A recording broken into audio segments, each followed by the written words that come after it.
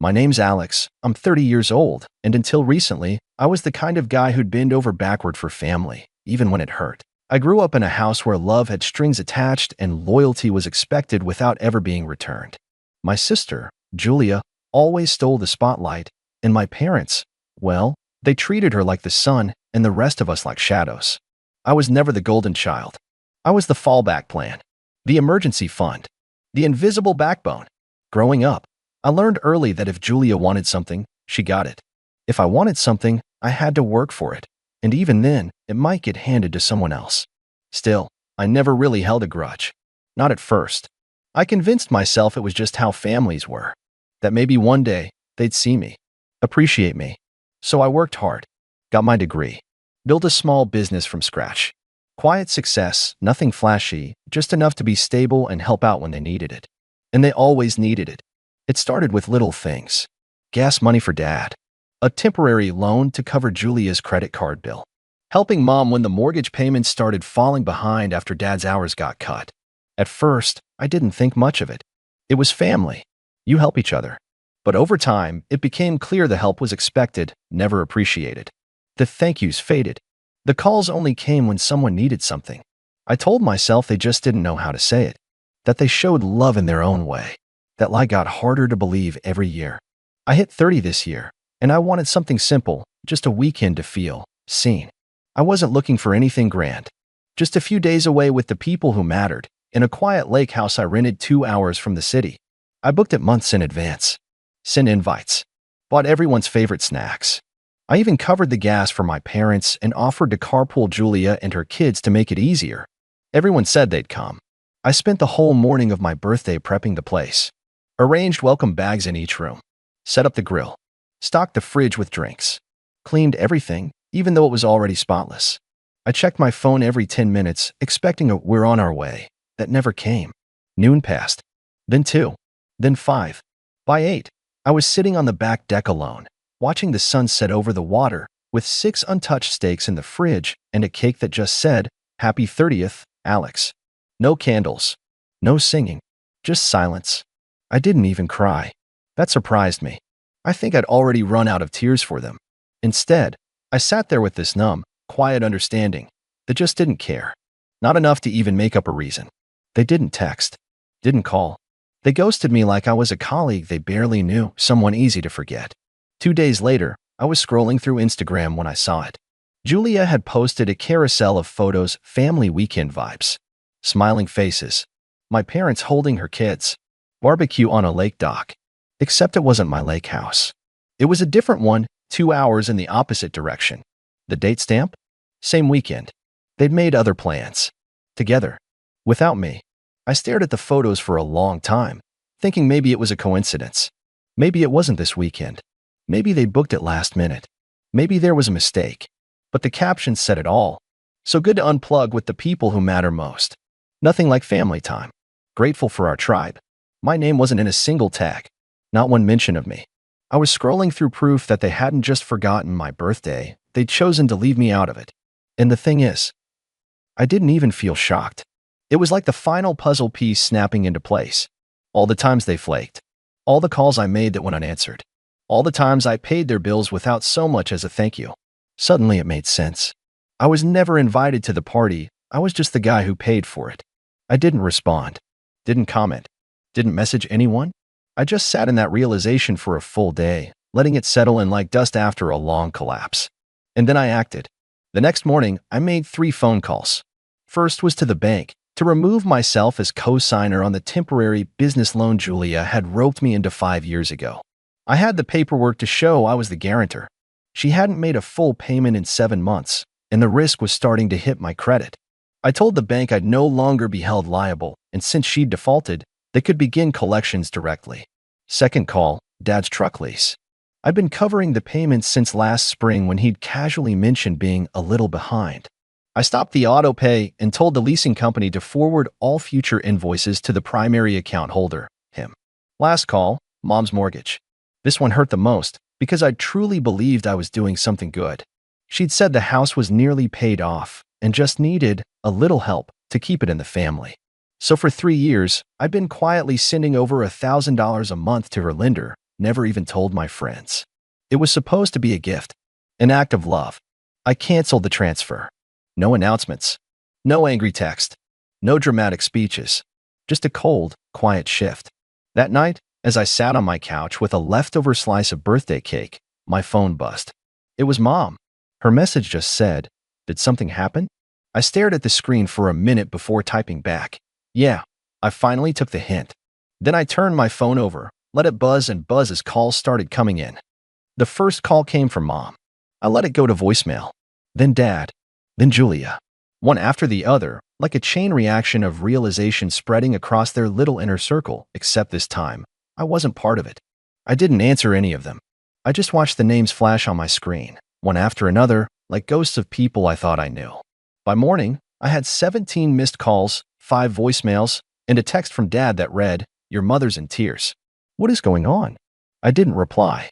Not because I was trying to be cruel, but because for once, I wanted them to sit in the silence they'd fed me for years.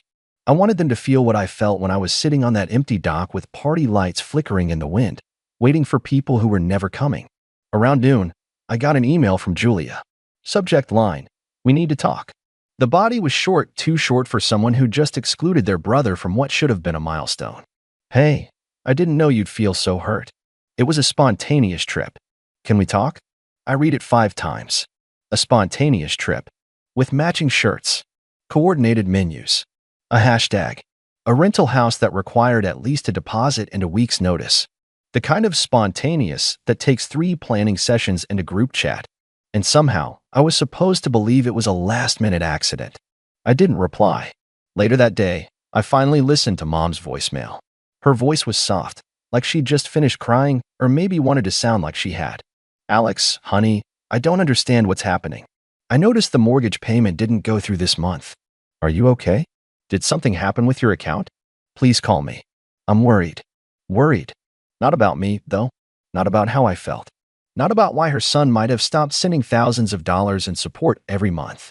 No, she was worried about her house, her routine, her comfort. She didn't even mention my birthday. It would have been laughable if it didn't hurt so much. That evening, Julia called again. This time, she didn't leave a voicemail, but she sent a text right after. "I didn't think you'd be this dramatic. It's not like we left you out on purpose. We just figured you'd be busy with your own thing. You're always working." That one hit different. Not just because it was dismissive, but because it twisted the knife in exactly the way only a sibling can. Julia knew I worked hard. She knew I overextended myself to help them. And now, she was weaponizing that against me, making it sound like I'd chosen to isolate myself. I finally replied, "You're right. I am always working. Working to keep this family afloat. Working to keep Dad's truck from getting repossessed. Working to keep Mom in the house she pretends she owns outright. Working to clean up every mess you make and then pretend didn't happen. So yeah, I was busy, but I still showed up. You just didn't notice." She read the message almost instantly. No reply. By the end of the week, the fallout had started. Mom texted again, this time with less sugar and more desperation. "Can you please send the mortgage payment? They're charging late fees now." Then Dad, "Truck companies threatening to tow. Don't make this harder than it has to be." I laughed bitterly when I read that one. Harder than it has to be. As if I'd created the problem by stepping away, not that they'd caused it by leaning on me like a crutch they never planned to stand without. Then came the email from the bank. Julia's loan was being flagged for delinquency. Since I was no longer the guarantor, the remaining balance was now being accelerated. She either paid or defaulted. She emailed me again. "You didn't have to go nuclear. You could have just told me you were mad." I stared at my laptop for a while, just thinking. No, I didn't have to. But they didn't have to lie. They didn't have to exclude me. They didn't have to treat my kindness like it was owed. Every choice I made was the result of theirs. Every dollar I withheld was a debt they wrote in emotional ink over years of erasure. A few days later, I got a voicemail from Julia. No greetings this time. No fake cheer. Just, "Okay, you made your point." That was it. Not "we're sorry." Not "we messed up." Not even "can we talk?" Just that. Like the silence was punishment. Like this whole thing had been some petty tantrum. Like I hadn't swallowed disappointment my entire life until it became the language I breathed in my own family's house. And that's when I realized they'd never get it. Not really. They'd feel the consequences. They'd panic when the money didn't show up. They'd blame each other. maybe even blame me. But they'd never actually understand the wound they carved open every time they smiled for a family photo I was never invited to be in. Still, part of me hoped, just a small, wounded part, that maybe someone would finally see what I'd been holding up for all these years. That someone would call just to say, "I'm sorry we hurt you." But instead, I got another message from Mom the next day. "We're not mad, Alex. We just wish you would have told us what was wrong before making everything so difficult. It's not like we don't appreciate you." That's when I knew I'd made the right decision. But I wasn't done. Because while I may have cut off the money, there was still something else they'd forgotten. And when they finally remembered what it was, what I still controlled, it would hit them even harder. That moment was coming. And this time, I wasn't going to warn them. Not with a message. Not with a call. Just silence. And consequences. A week went by with nothing but radio silence from me and a growing pile of increasingly panicked messages from them. I ignored them all. I didn't block anyone. No, that would have given them the satisfaction of thinking I was being emotional or overreacting. I wanted them to see the silence, to sit in it and realize that for the first time in their lives, I wasn't going to clean up their mess. But while they were scrambling to patch up what I'd undone, I was doing something else, digging through files. See, it wasn't just the mortgage, the lease, and Julia's loan I'd been helping with. A few years ago, when Dad tried starting his little side business, some consulting firm that never got past the logo stage, I was the one who filed the paperwork. I was the one who set up the LLC under my name because, surprise, his credit was shot. He promised it was just a formality, that I could remove myself later, that he'd handle the finances, the taxes, the operations. He didn't. For 3 years, the business sat dormant. Occasionally, he'd get some side gig and run the money through the account, but most of the time, it was just sitting there. Until it wasn't. Earlier this year, without asking, he'd used the business account, my business account, to apply for a small line of credit. $12,000. Not a fortune, but enough to raise alarms when I got the notice that a payment was past due. He must have assumed I wouldn't notice, that I'd just keep absorbing hit after hit like I always had. But I noticed, and I kept the receipts. So now, with everything else unraveling, I decided it was time to untangle that knot too. I contacted the state office, transferred the business out of my name, and notified the lender that I would not be responsible for any debts incurred without my authorization. I sent them documentation showing I hadn't touched the account in over a year, hadn't signed any of the loan paperwork, and was withdrawing my involvement entirely. That same day, the business account was frozen. And the next morning, I got a call from Dad. I didn't answer. Then I got a text. "Did you touch the business? I can't access the account." This isn't funny, Alex. Funny. That word again. Like this was a joke. Like my absence was some phase I'd get over. Like I was a moody teenager sulking in his room instead of a grown man who'd finally realized that his entire relationship with his family was a transactional illusion. I didn't respond. But 2 hours later, Julia showed up at my door. I live in a small house on the edge of town, nothing flashy, but private enough that no one ever dropped by unannounced. So when I heard the knock and saw her standing there with sunglasses on and a Starbucks cup in hand like this was just a casual catch-up, my stomach twisted. I didn't open the door. She knocked again, then texted me, "I know you're in there. Can we please just talk?" I waited 5 minutes before replying. "Nothing to talk about. You made your priorities clear." She stared at her phone for a moment, then typed back, "I didn't know you were hurting." If I had known, I cut her off. "That's the point, Julia. You didn't ask. You never do." She stood there for a while longer, probably hoping I'd crack. That I'd open the door and let her in, let her throw around a few half-hearted apologies, say she missed me, maybe even cry a little and wrap it all up in a neat little bow. But I didn't open the door. Eventually, she left. That night, I sat on the porch, watching the wind pick up over the quiet street, and for the first time in years, I felt still. Not happy, exactly, but not waiting, not hoping.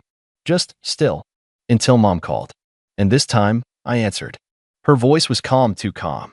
Like someone trying very hard not to scream. "Alex, what's going on?" I didn't respond right away. Just let the silence stretch. "Your father's furious," she continued. "He said the business is locked. The truck people won't stop calling. And Julia's in tears over that loan. Are you seriously doing all this because we missed your birthday?" I almost laughed. Because we missed your birthday. As if it was a dinner reservation. as if the birthday wasn't just the final stone in a wall they'd been building for years. It's not about the birthday, I said.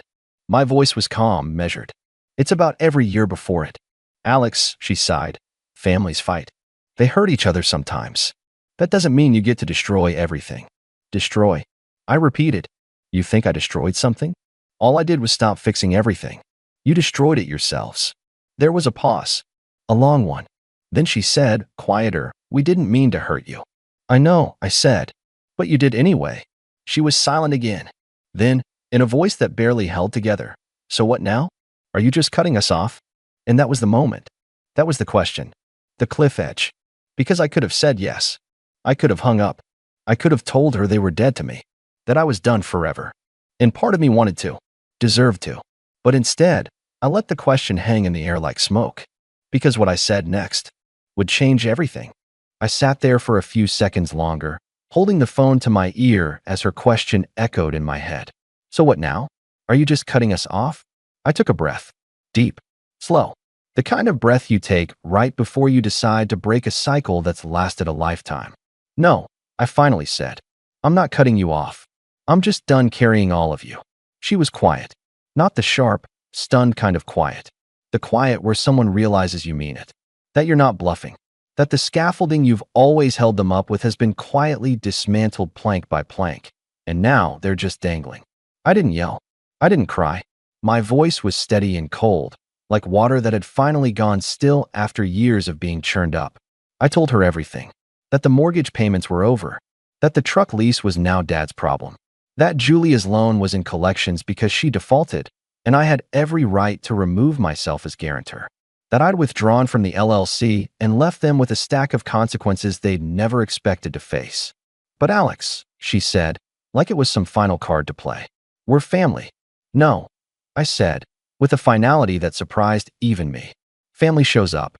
Family includes you. Family doesn't ghost your birthday while smiling for matching shirts and lakeside selfies. You don't get to use the word family like a shield when it suits you.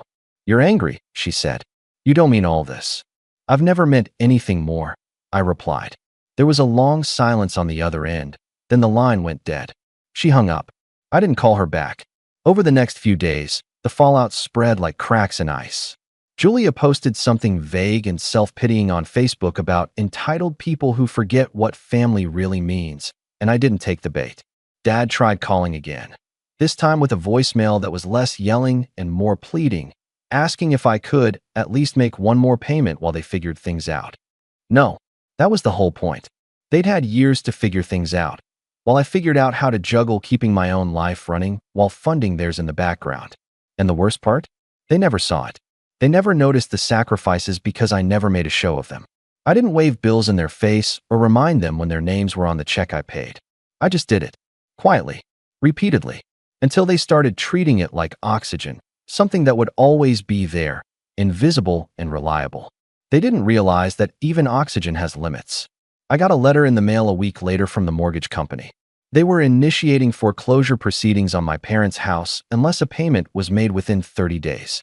I stared at the notice for a long time, remembering every holiday dinner I paid for in that house, every repair I covered, every late-night call where Mom cried and told me how stressed she was about bills, right before turning around and helping Julia pay for new countertops. I folded the letter back up and set it on my desk. Then I did nothing. No calls. No transfers. No miracle save. Let them figure it out. Around the 2-week mark, I got a knock at the door. I opened it, and there was Julia. Again, but this time no Starbucks, no sunglasses, no fake calm. She looked tired. Really tired. Like someone who hadn't slept right in days. I just want to talk, she said quietly. Please. I didn't move aside, didn't invite her in. Then talk, I said. She hesitated, then held out a manila folder. These are all the loan documents. I've been trying to work with the bank. They said maybe if I could pay down a portion, they'd pause collections. I looked down at the folder, but didn't take it. I'm not co-signer anymore, I said. That's between you and the bank. She looked at me like I'd slapped her. Alex, please. I don't have the money. You know I don't. You've always helped before. And that's the problem, I said. She opened her mouth to speak again, but I cut her off. You left me alone on my birthday, Julia. Not just physically, emotionally. You made a choice. And now I'm making mine. She blinked, tears rising. I didn't think it would hurt you that much. I smiled just a little. That's the worst part. You didn't think about me at all. She stood there, silent, as her shoulders started to slump. So that's it. You're done. I'm done being useful, I said. Being your backup plan. Your ATM. Your silent punching bag. But if you want to actually be my sister again, really, that's going to take more than a folder and a few tears. She nodded slowly, then turned and walked away. And I closed the door. A month passed. They lost the house. Not all at once, but the foreclosure went through. Mom and Dad had to move in with Julia temporarily, which lasted exactly 2 weeks before they were all at each other's throats. Dad's truck was eventually repossessed. Julia's credit took a nosedive. The bank froze what little she had left. And me? I was fine. For the first time in a decade, I wasn't hemorrhaging money on people who couldn't even remember to send a birthday text. I focused on myself, my business.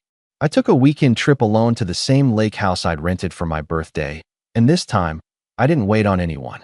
I brought a book, grilled a steak, and watched the sun set from the same dock I'd once sat on in silence. Only this time, it was peaceful, not lonely, just me. And it was enough. A few weeks later, I got one final letter, handwritten, from Mom. It was short, honest. She apologized. Not with excuses, not with guilt tripping. Just, I'm sorry. She said she hadn't realized how much I'd been doing until it was gone. That she missed me. That she hoped one day we could talk, not as a mother and her financial safety net, but as people who'd hurt each other and were ready to rebuild. I read it 3 times. Then I put it away. I wasn't ready. Not yet. Maybe someday. Maybe not. But I finally understood that I had the power to choose when, and if, that door opened again. Because for the first time in my life, I wasn't chasing their approval. I wasn't begging to be seen. I wasn't propping up a family that only remembered I existed when the bills were due. I was free. And that was the best birthday gift I could have ever given myself.